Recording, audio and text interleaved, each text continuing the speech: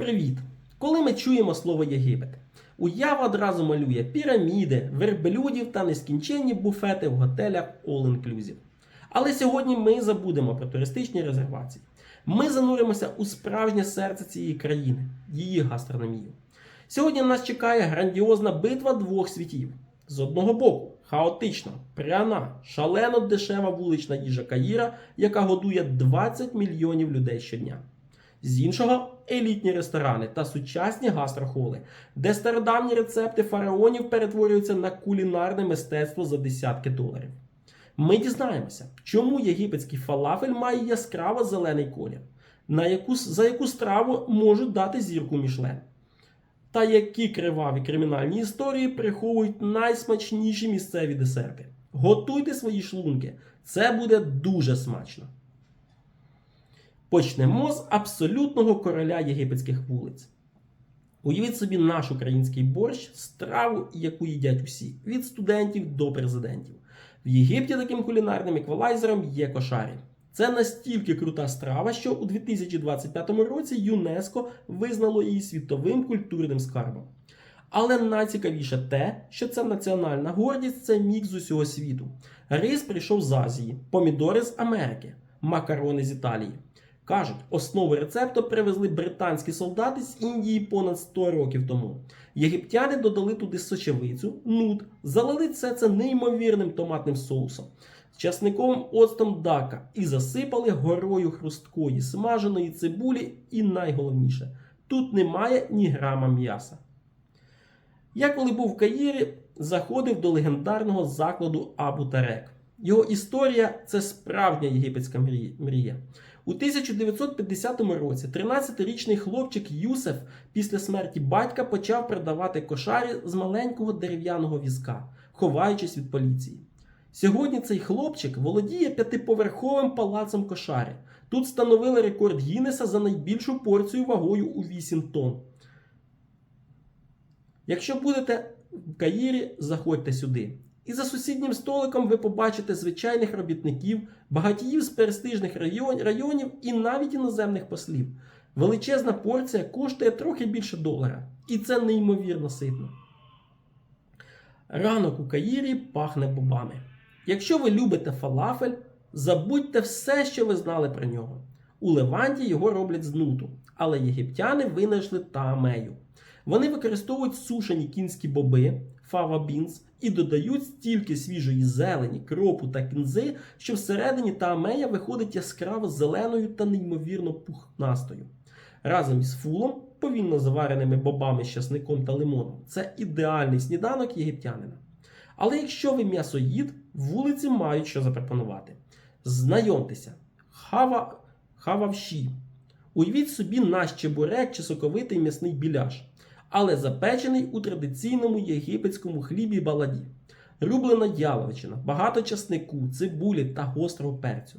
Хрустка скоринка ззовні та стікаючий сік всередині.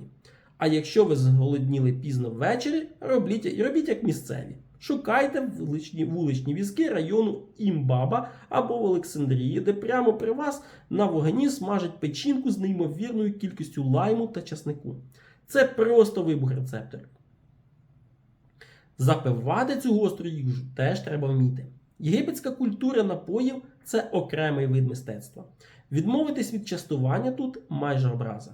Коли температура наближається до 40 градусів, місцеві п'ють асаб – крижаний свіжовичавлений сік цукрової тростини. Він солодкий і миттєво дає заряд енергії. Ще одна гордість – каркаде – рубіновий чай з гібіскусу, який обожнювали ще фараони. Влітку його п'ють з льодом, а взимку гарячим, щоб збити тиск. Якщо почуєте дзвін металевих тарілок, це йде продавець лакричного напою або тамаринду зі своїм гігантським латунним баком на спині. А під час Рамадану всі масово скуповують собію – солодкий кокосово-рисовий напій, що нагадує розтануте морозиво. Від хаосу вулиць ми переходимо до абсолютно іншого виміру. Район Замалек. Це каїрський Мангеттен. Тут ресторанна культура перетворює їжу на театральне дійство. Я заходив у заклад Абу Ель-Сід. За легендою, Абу Ель-Сід був геніальним кухарем султана, якого викрили заради його таланту. Але він втік. У цьому закладі продають традиційну домашню їжу серед антикваріату та картин музейного рівня. Саме тут треба замовляти фаршированих голубів та легендарний суп молохія з листя джуту. До речі, у 11 столітті халіф Аль-Хакім заборонив їсти молохію під страхом смерті, вважаючи, що вона веде до розпусти. Але найкрутіший сучасний тренд – це неотрадиційна кухня. Подивіться на ресторан «Зообак». У 2012 році ці хлопці вирішили вивести вуличну їжу з тіні. Вони взяли кольори єгипетських тук-туків і таксі, осучаснили рецепти, найняли справжніх вуличних кухарів і перетворили таамею на світовий бренд. Вони настільки круті, що виграли лондонський фестиваль фалафеля і відкрили свій заклад у центрі Нью-Йорка. А якщо у вас не обмежений бюджет, Новий Каїр та Гастро-Холли запропонують вам японсько-перуанський ф'южн або вечерю з видом прямо на піраміди Хеопса у ресторані Хуфус. Час для серйозної розмови. Якщо ви збираєтесь тестувати вуличну їжу, ви маєте знати про прокляття фараона. Місцеву діарею мандрівників. Повірте, це не через брудні руки. Наш шлунок просто не звик до місцевих мінералів у воді та температурних режимів. Головне правило – почисть, звари або забудь.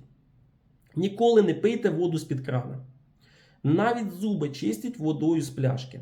Парадоксально, але гарячий фалафель, який смажиться при вас у киплячій олії на вулиці, набагато безпечніший, ніж красивий свіжий салат на шведському столі п'ятизіркового готелю, бо овочі миють місцевою водою.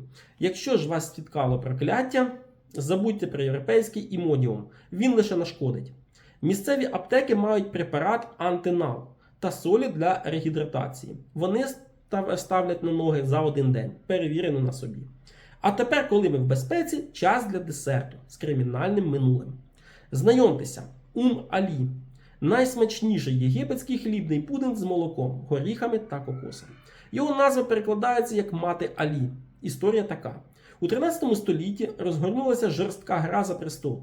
Перша дружина султана, Алі, наказала своїм служницям забити суперницю насмерть дерев'яними черевиками прямо в хамамі. На честь цієї кривавої перемоги вона наказала придумати новий десерт і роздати його всім людям із золотою монетою на дні. Десерт виявився настільки смачним, що його їдять і досі. Єгипетська кухня – це не просто їжа. Це історія завоювань, інновацій та неймовірної здатності людей знаходити радість у найпростіших речах. Кошарі за $1 на вулиці чи фарширований голуб за десятки доларів у розкішному ресторані. Кожен з цих світів має свій унікальний шарм. Моя порада – не бійтеся експериментувати. Скуштуйте їхню зелену таамею, випийте крижаний сік цукрової тростини і відчуйте себе справжнім фараоном. Дякую, що досліджували цей смачний світ разом зі мною. Пишіть у коментарях, що б ви ризикнули скуштувати на вулицях Каїра. Підписуйтесь на канал, ставте лайк і до зустрічі у нових країнах. Смачного!